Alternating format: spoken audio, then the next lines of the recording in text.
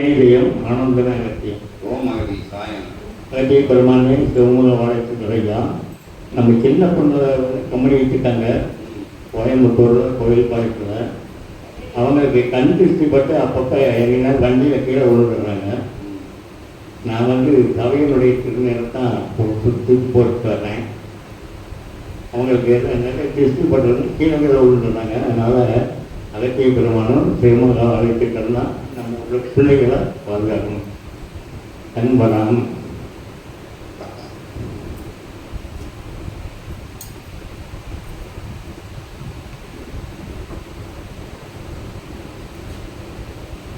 உயர்நிலையாய்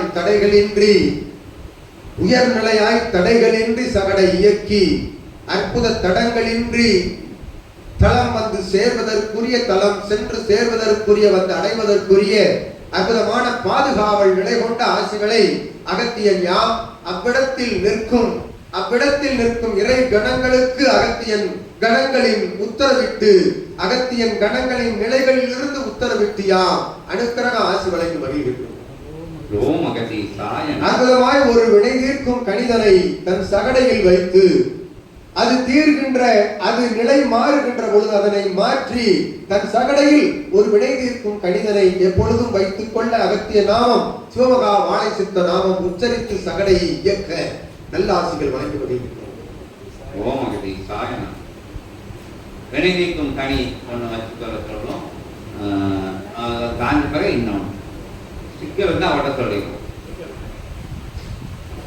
என்பட்டு வாழ்க அகத்தியமே செய்யும். இவருக்கு ஒரு கொடிமரம் அங்கே நட சொல்லியிருக்காரு. அந்த கொடி பார்க்கணும்.